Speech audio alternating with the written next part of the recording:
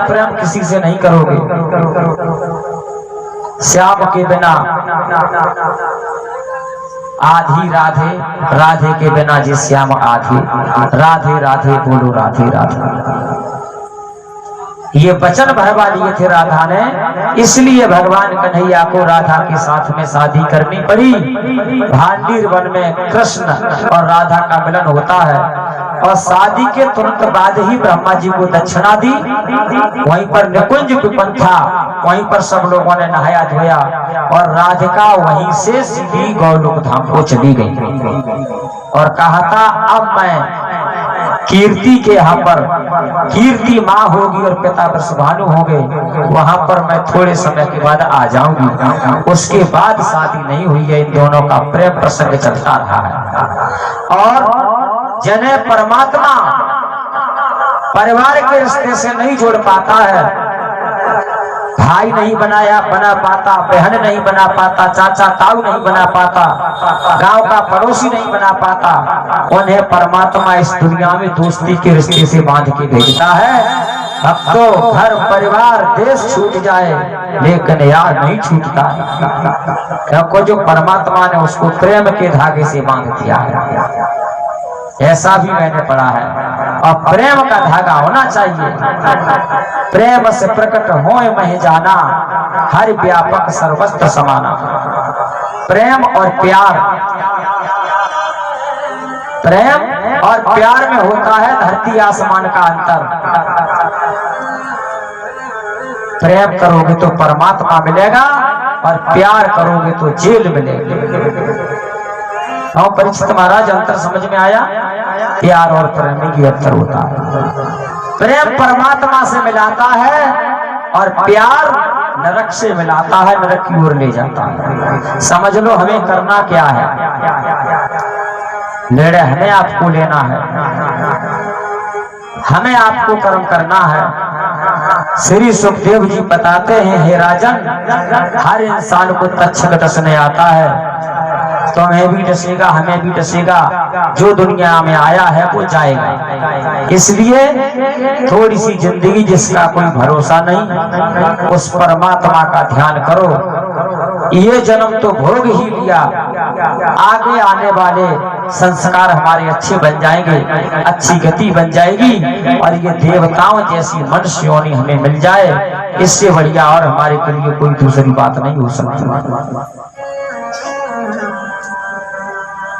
अगर पशु बन गए, गले में सांकर पड़ी होगी, खूंटा से बंधे हो गए और घर वाले खेत काट रहे होंगे और तुम धूप में खड़े हो गए, जब घर वाले आ जाएंगे तब धूप में से खोल के छाया में बांधोगे।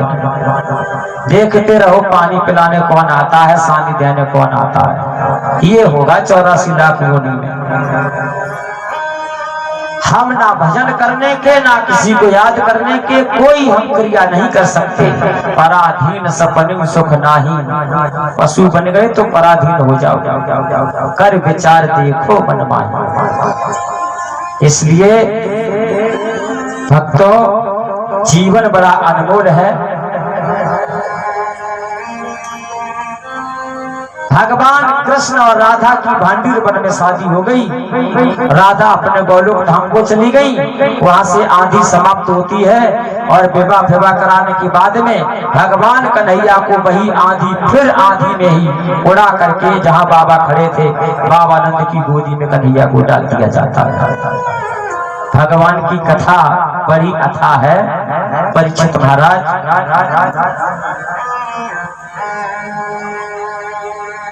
उसके बाद में भगवान कन्हैया ने, भोजराज कंस ने देखा, पूतना भेजी, वो वापस नहीं आई, मारी गई।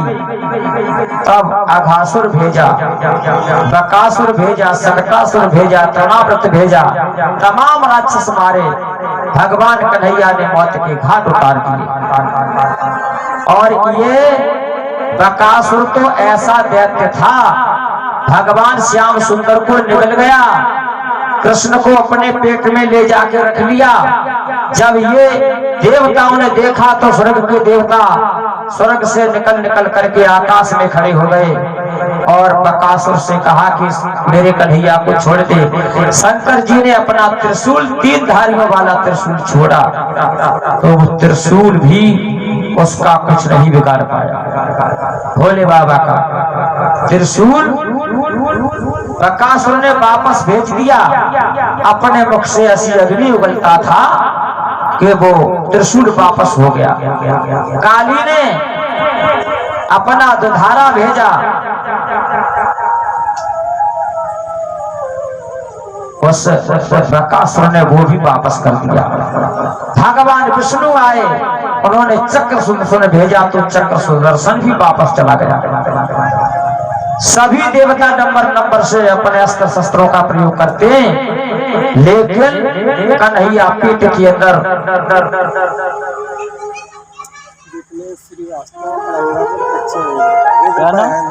श्रीवास्तव अड़ंगापुर उर्फ कार्तिक श्रीवास्तव, विपनेश श्रीवास्तव उर्फ कार्तिक श्रीवास्तव अड़ंगा जी, अड़ंगापुर के रहने वाले। ये 100 रुपए कोई छाप छोड़ दो तगड़ी है, कोई छाप सुना दो और कह रहे हैं कोई छाप सुना दो। क्षमा चाहेंगे, छाप की जगह पर आपको बहुत अच्छी टैबलेट खिलाएंगे, ठीक है, चिंता मत करो। 100 गुना वजनदार आपको चीज सुनाएंगे, लेकिन हम लोग ऐसा नहीं कर पाते।